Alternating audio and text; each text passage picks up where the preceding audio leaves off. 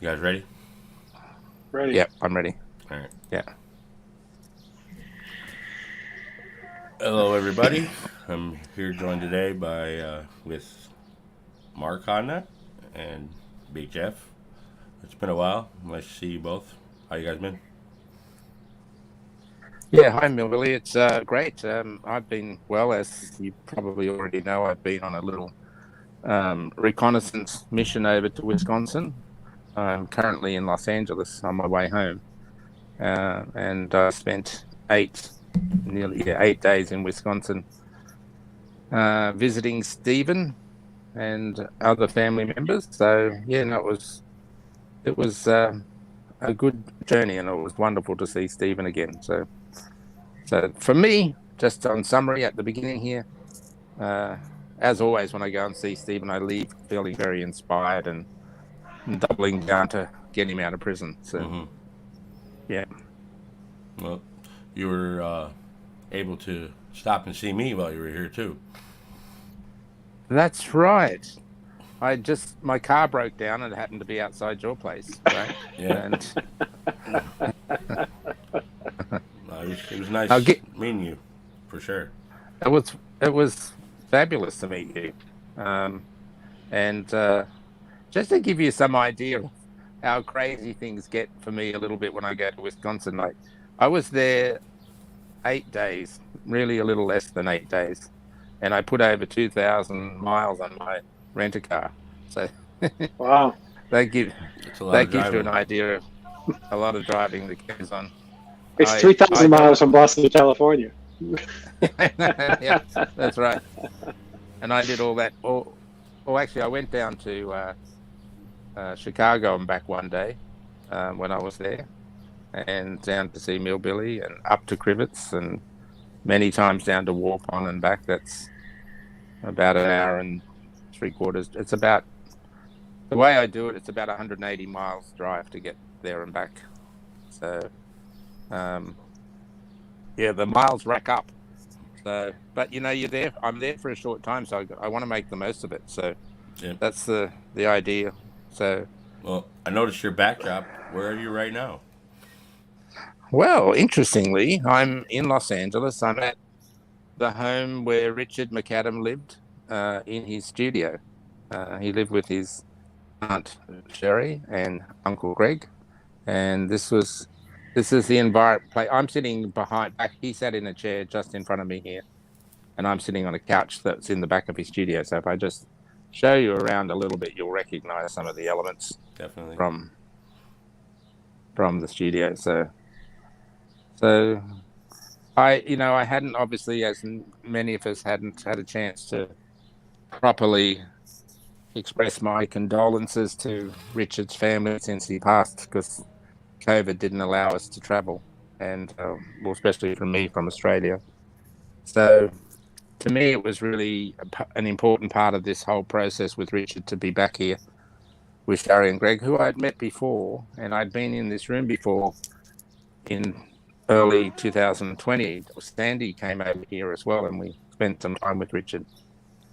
So it was sort of completing the journey to come back and talk to them, and just sort of, yeah, if you like, just be part of that grieving process. But it's been very positive, of course. It hasn't been sad, as we've been talking about all the important things that Richard had done and continues to do through us. Because Mm-hmm. all of us, to some degree or another, are influenced by him.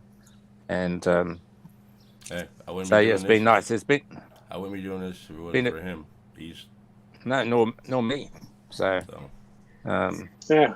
But most recently, I've been chewing the fat with Jeff Jones, who's been walking through some of the interesting parts of the MAM, documentary. And yeah, he's the winner, as you guys may know, of the scholarship that they put forward for people that Richard, it was in Richard's name, I guess, put forward to yes, somebody. And he's doing great. He's paying appropriate attention to the things that Richard cared about, and he's really becoming knowledgeable. He's always been a strong supporter, obviously, of Stephen and Brendan, and it's great to have a chance to work with him and just maybe bring a few more people on to the supporter side and bring awareness of the plight of Stephen and just the utter corruption in the state of Wisconsin. Well, have you learned anything new by going back over this? Uh, it's more of a, I don't know if you can say learn new, but it's more of a refresher of things that you that you forgot.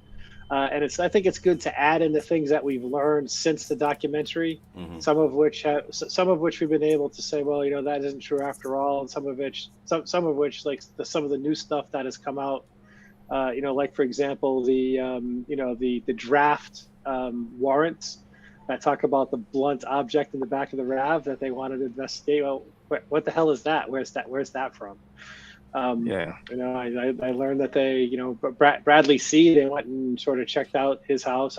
There's some things that happen that are just not documented anyway. Oh yeah, well that's all. That we learned about. That's all in the Calumet audio. Like if you read the case report and listen to the dispatch calls and transmissions, you can kind of keep up. But if you notice in the case report, it starts out everything, and then it says from here on everything's going to be correct, basically. So. Yeah. Yeah. I think one of the things about, with Jeff and not just you, Jeff, but the other Jeff you were talking about was Jeff Jones. Yeah. Jeff's from Wisconsin, so he brings a perspective. He hails from Wisconsin, so he brings a perspective that is unique in that sense. And yes, we know Richard's kind of motivation was, well, not his motivation, but his modus operandi was do your research, be professional, be respectful. You don't have to agree with everyone, but if you don't agree, you still need to be respectful. And they were his hallmarks, in my opinion. And he was very encouraging of others to do likewise. Mm-hmm. So he wasn't interested in drama, as we know from time to time. There's all sorts of drama in the supporter groups that has no real place, in my view, in the pursuit of justice for Stephen and Brendan. And so I think, the things that come out of I think everyone's relationship with Richard was just to be professional and supportive and caring in the pursuit of justice, and you can't really do anything wrong. No. How's Stephen doing? Stephen's great. He's you've heard me say many times before, he's a remarkable man, absolutely remarkable man. His ability to stay positive and focused, and his belief, he doesn't need to believe it, it's just there, but his belief in his innocence and that right will prevail eventually, even though it's slow, inspires him all the time. He's physically well. You look at it, I get to see him face to face, right? I get to give him a hug, right, when I meet him and say goodbye to him. I see him. I see how he talks. I see how he reacts. He's physically well. He carries a bit of a tummy like I do and many do, right? But, I haven't got an excuse. He has. He's locked up in a prison, right? So his ability to be physically active is limited. Mm-hmm. But he looks good. Mentally he's very good. And he's very hopeful about his outcome. And I can tell you that I know through connections that I have that some other things are going to happen shortly that will give a new fire under his case. So look out for that in the next month or so, somewhere around that time frame. Mark, how would you say that the sad passing of Dolores Avery has affected his spirits, if at all? It did really hurt him, what happened, but Stephen's not he's not a generally religious man at all. He's also not prone to exaggerations. He'll be passionate about something, but he regularly tells me he feels that Dolores is with him, and she's still with him until he gets out, right? That's how he feels, and that's not just a deep religious view, that's just genuinely how he feels. So he kind of feels like Dolores is there watching and supporting him whilst this process unfolds, and then she will be at peace when he gets out. So and that inspires Stephen a lot, right? The fact that his mum's in his perspective is watching over him, so he wants to make her proud as she was such a wonderful supporter of her son, and as much as he would love her to be in the current world, he still feels she's close to him, so that's a good thing. Yeah, That's inspiring. Thank you for sharing that. yeah. Yes. And I wish everyone could visit Stephen. Seriously, that would be. He's such a fun guy to be around, right? We talk a bit about his case to the extent that that's relevant. We don't try to go over old stuff that just repeats stuff. He's very open to hearing opinions, but he's mostly interested in life beyond prison. He's mostly interested in what's happening in the case of when I visit him. Yeah, what's happening in the world. He'll ask me about my family and my children, and we talk predominantly about what he's going to do when he gets out. He has no doubt that he's going to get out. He's very positive about that. And you think this guy's been wrongfully convicted and locked up for in total nearly 35 years. And he has his outlook on life. It's just, I walk out of the prison feeling like someone visited me, not the other way around. That's how I come out. I walk out of those gates and through the security and go, oh my God, every time. And I think I've visited Stephen, I don't keep account, but it's got to be close to 40 times, something like that.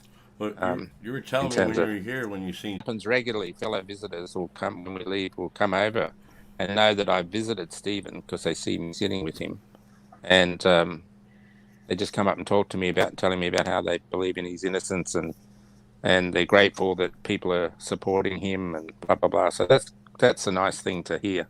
Definitely. So he's overall he's well. He's positive. There are things going to be happening with his case again soon. His dad's pretty well for an 85-year-old. 85. As we know. When I visited him in Crivitz, he was potting around the garden, planting onions or something, We shared a few beers together as we usually do.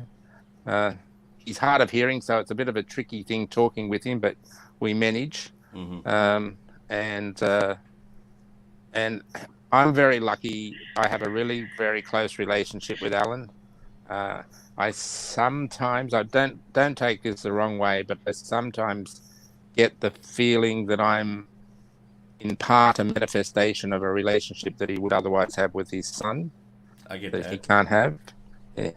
And I'm not putting myself in any position of importance, but I just know how I can feel that through him. Yes. So that's pretty special.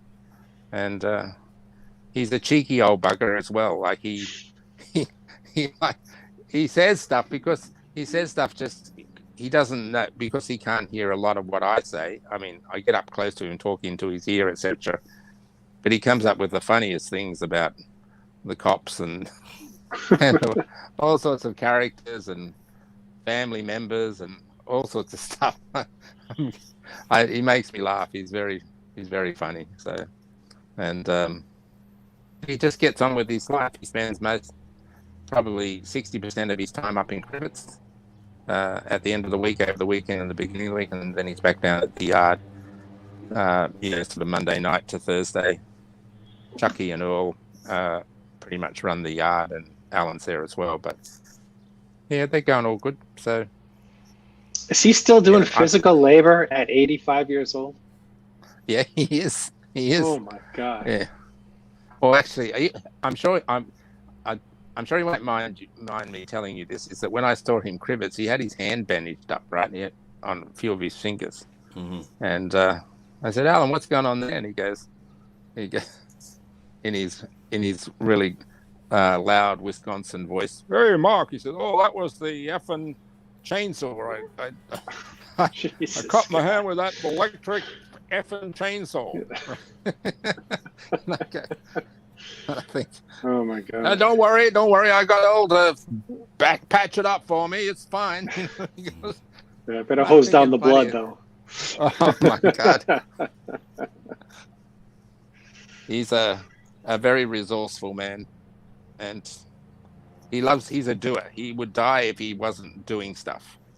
He Mm-hmm. he gets up every morning. He does stuff. It's little things. He tends to his gardens. He's got chickens, and he's got God knows what else going on. Worm garden.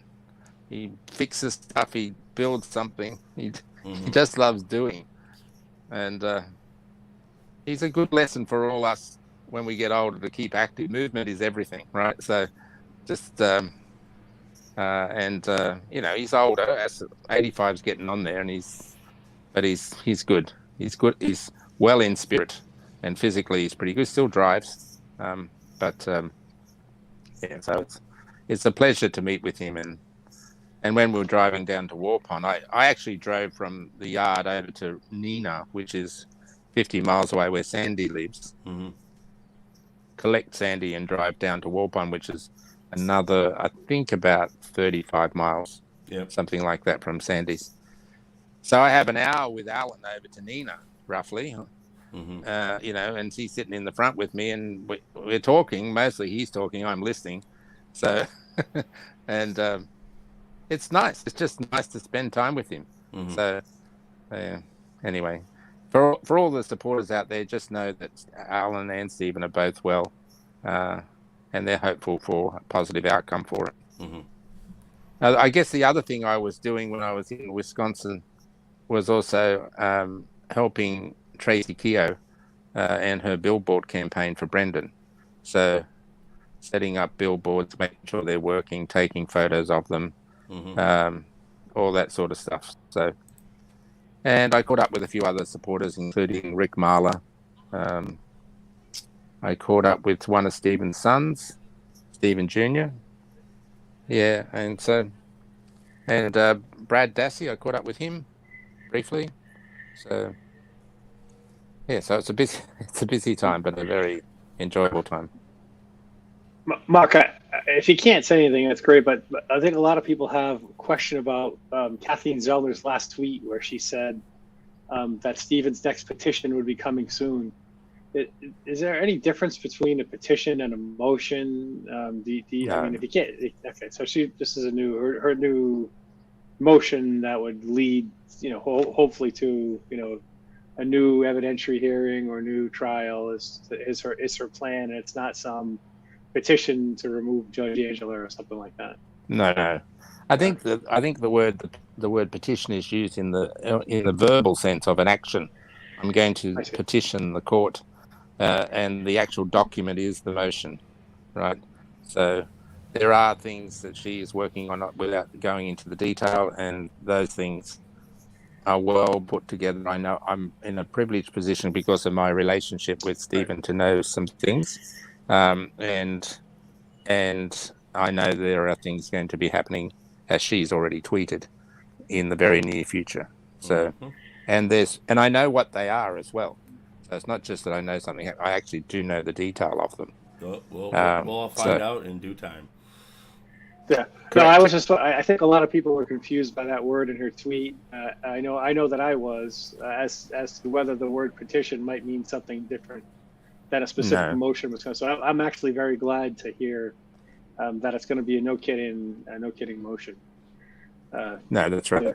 Yeah. There'll just be a motion. There'll be motions before the courts in the same way they've been in the past, newly discovered evidence, and there's a lot. There has been, even though we on the outside, I'm not on the inner circle of everything. I know a bit more than probably some, but there's been a lot of activity going on. We see it as almost quiet or silent, but there's lots of activity and investigation been going on in the last 3 or 4 months or so.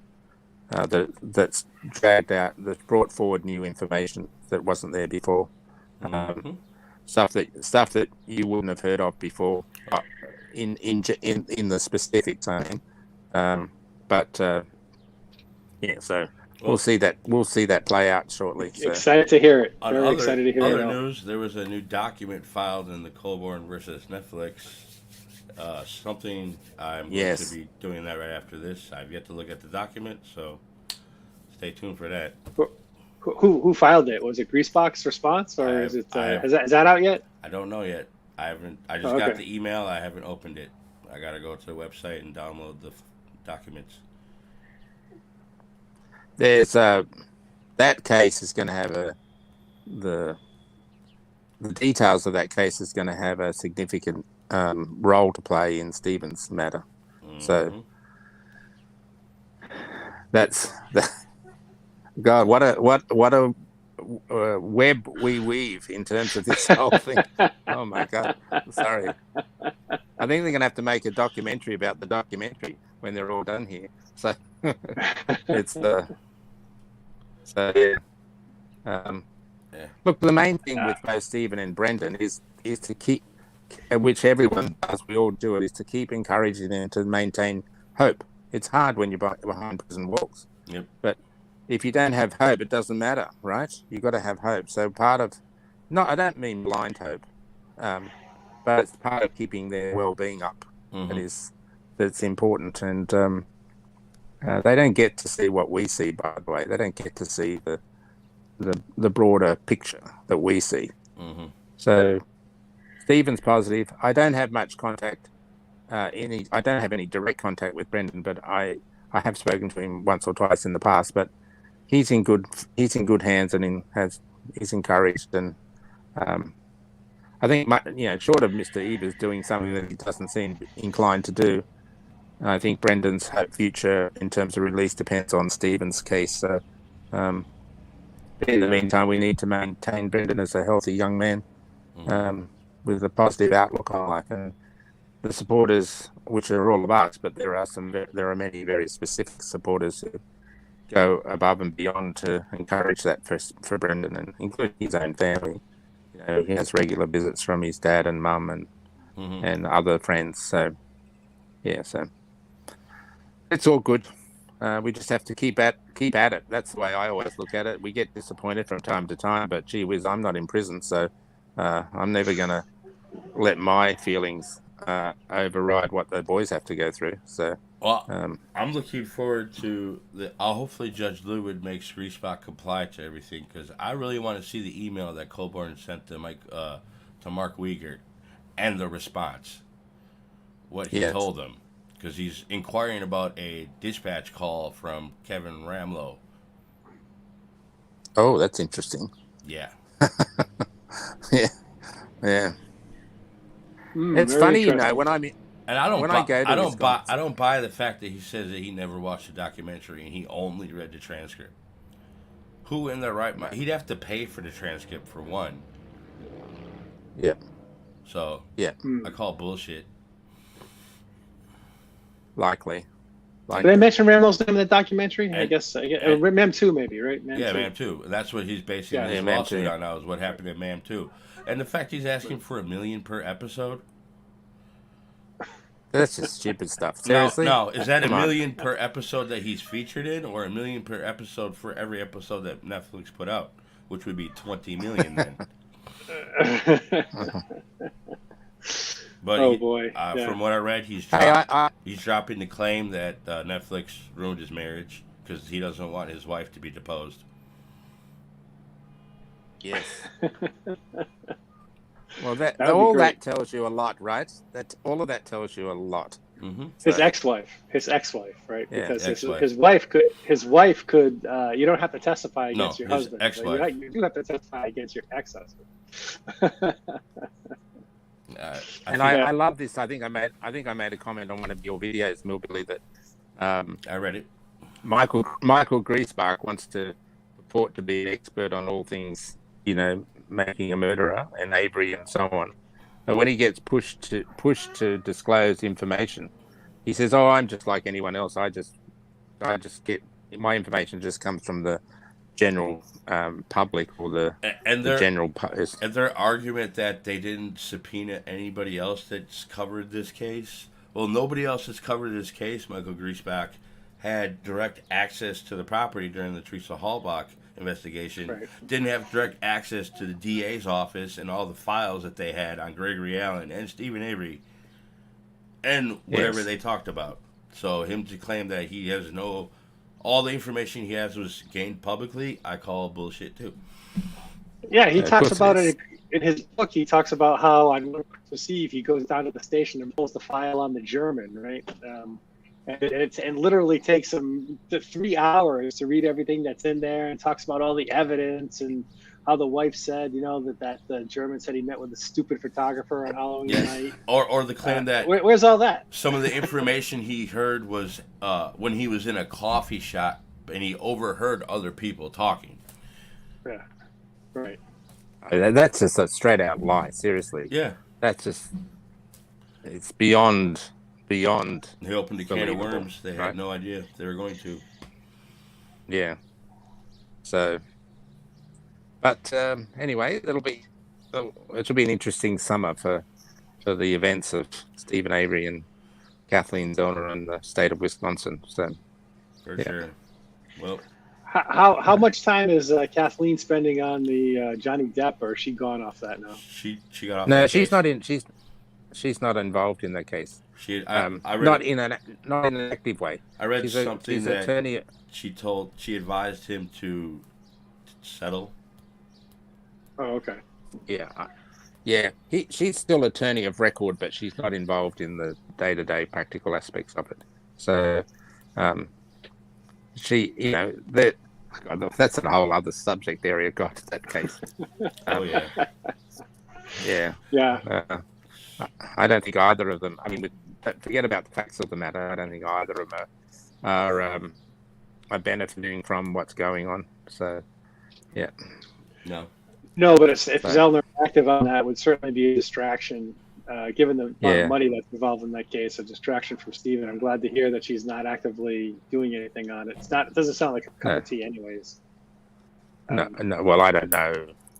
I know she's not actively involved in the day-to-day of it. So, yeah. But and she's got other cases as well, of course. It's not just that and Stephen. So at any one time, there's a few things going on at once. So she's a smart cookie, though. She knows how to manage her time, and she knows what to do and knows what to focus on and what to let go to the side. There's a lot of noise in Stephen's case that you can let go to the side because it doesn't go to the heart of getting him out, right?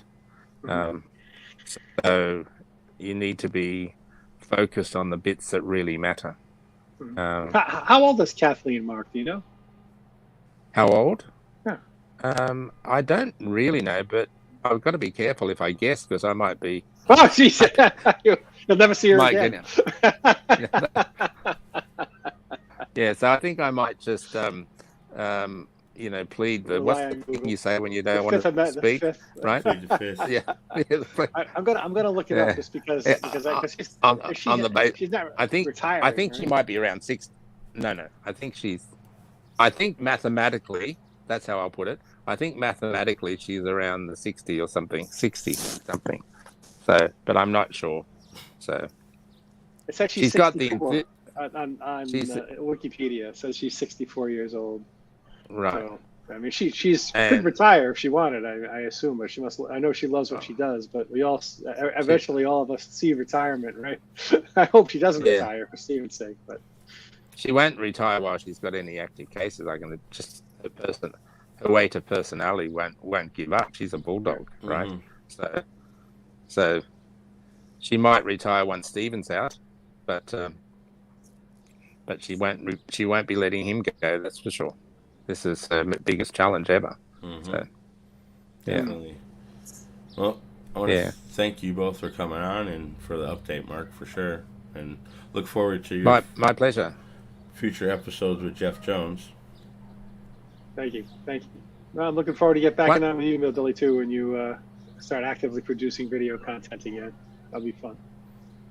Maybe. Hey, could I just say one thing to finish on, and that is that anything I tell you on these things are with Stephen's approval, right? So if there was anything that I knew he wouldn't want me to talk about, I wouldn't say so. So I want you first to know that. And secondly, the other thing I also want you to know, and I know you two gentlemen know this, is that I really see my relationship with Stephen as a very privileged one, right? I'm lucky in that sense to be able to have that relationship with him. And so I try to exhibit my good fortune of that through the sharing of information because, it's important that everyone understands what's going on within reason within Stephen's life. Yeah. And so I don't see it as something that's mine. I see it as something that is ours, and with Stephen's blessing, I'm happy to talk about what's going on in his case. Yeah. Well, If you have time for one more question, what about the recent letters? Did he have any comment on those, or did Kathleen Zellner have any comment on those? Is there no op, I mean, or she wishes to do it? Are you talking about the letters where he sort of has an outburst? Do you mean, is that those letters? Yeah, there's that one which I didn't think mattered, but then there was one about maybe Judge Angie getting her off the case. I mean, I don't think that could be considered a motion, but yeah, maybe they are just frustration outbursts. But they are. They are. That's all. That's all they are. He's the one locked up, not us. Mm-hmm. He wants to be doing stuff. He feels those things aren't particularly helpful, but they're understandable. And it's just his way of expressing how he's feeling at the time. So Stephen's pretty clued up on his case. He knows the elements about it more than we probably realize. So whilst they're frustrating outbursts, they actually are founded in reasonable fact. Right. So what would you say to supporters? Some of the supporters I deal with say he's not helping himself any. We should stop doing that. I mean, what would you say to supporters? Who deeply criticize him for putting out stuff like that with regard to the case? Cut him some slack. Try serving 35 years in prison yourself. Okay. No. Put yourself in his position and see how you would feel. It's always important to remember that Stephen doesn't get the benefit of the totality of the circumstances. He doesn't see what you and Millbilly and I see, right? He doesn't see the big perspective with all the factual matters and the benefit of looking at documents and even the documentaries for that matter. Mm-hmm. So we need to cut him some slack. We don't want him to do reckless things to harm his case, but we've got to understand his perspective. 35 years wrongfully convicted is a big thing to have to put up with. Mm-hmm. So if it gives him an opportunity to say something that makes him feel like he's contributing to his release, well, then let him have it, so long as he doesn't excessively harm himself or say things that would harm him. I never encourage him to do those sorts of things, but I understand them. So that's well what said. I would say to supporters. Yeah. Very well said, Mark. Thanks. Yeah. Have a safe trip back to Australia. Thank you very much. 14-hour flight tonight. But I'm starting my journey from Richard's studio. So what a lucky thing I have to do. Is the Captain Crunch style in there somewhere? The Captain Crunch style, is that over to your right? It should be to your right?